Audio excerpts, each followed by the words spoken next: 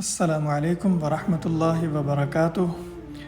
آج ہم آپ کو زیارت کرواتے ہیں مسجد عقبہ کی، جو جمرات کے بالکل قریب منا کے اختتام پر واقع ہے۔ دو پہاڑوں کے درمیان یہ چھوٹی سی مسجد ہے، جہاں پر حاجی شیاطین کو کنکریاں مارنے کے بعد نکلتے ہیں، تو نکلتے ہی آگے یہ مسجد واقع ہے۔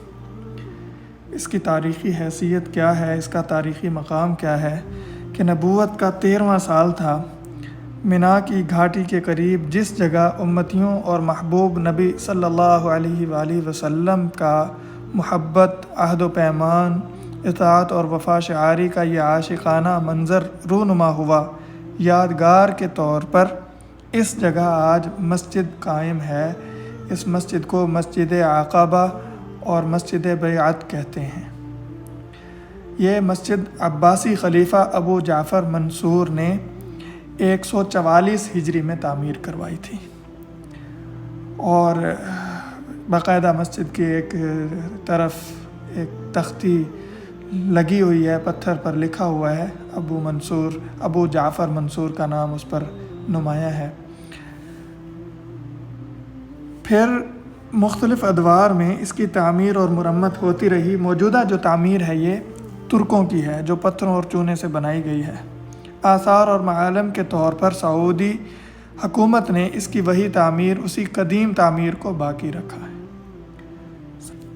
مسند احمد میں حضرت جابر رضی اللہ تعالی عنہ سے مروی ایک روایت ہے، اس میں مذکور ہے کہ 70 آدمی ہم میں سے موسم حج میں مدینہ منورہ سے مکہ آئے۔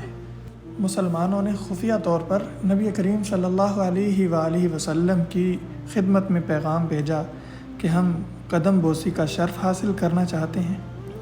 آپ صلی اللہ علیہ وسلم نے ایام تشریق کے دوران میں منا کی اس مبارک گھاٹی پر رات میں ملنے کا وعدہ فرمایا، جہاں گزشتہ 12 حضرات بیعت سے مشرف ہوئے تھے۔ یعنی پچھلے سال نبوت کے 12ویں سال 12 حضرات یہاں تشریف لائے تھے اور نبی علیہ السلام سے بیعت کی تھی، اسی مقام پر جہاں یہ مسجد آپ کو نظر آ رہی ہے۔ رسول اللہ صلی اللہ علیہ وآلہ وسلم تشریف لائے اور آپ کے چچا حضرت عباس بھی حضور کے ہمراہ تھے۔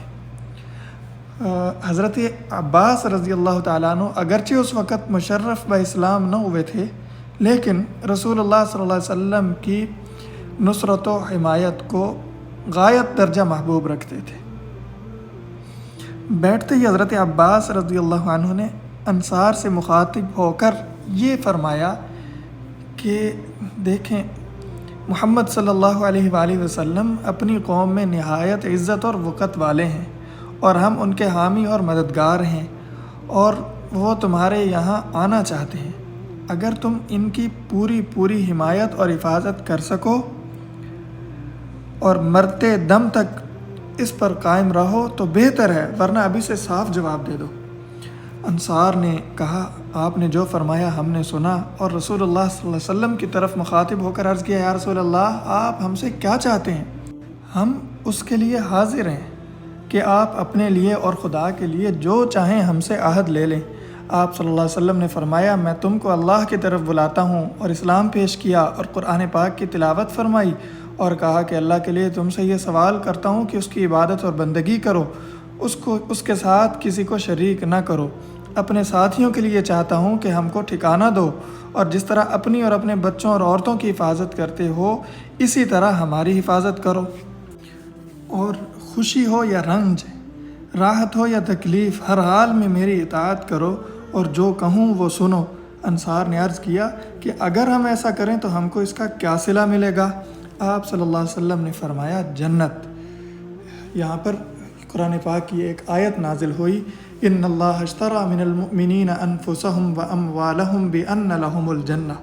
سبحان اللہ۔ ایک صحابی حضرت ابو الہیثم بن تیہان رضی اللہ تعالیٰ عنہ نے عرض کیا، یا رسول اللہ، مجھ کو کچھ عرض کرنا ہے، یہ کہ ہم میں اور یہود میں کچھ تعلقات ہیں، آپ سے تعلق قائم ہونے کے بعد ہمارے ان سے تعلقات ختم ہو جائیں گے۔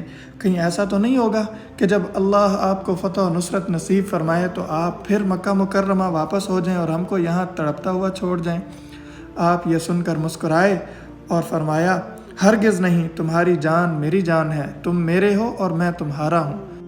جس سے تمہاری جنگ ہے اس سے میری جنگ ہے، جس سے تمہاری صلح ہے اس سے میری بھی صلح ہے۔ اس پر سب نے نہایت رضا و رغبت کے ساتھ بیعت کے لیے ہاتھ بڑھایا۔ سبحان اللہ، سبحان اللہ۔ یہ وہ مبارک مسجد ہے جہاں پر بیعت عقبہ ہوئی۔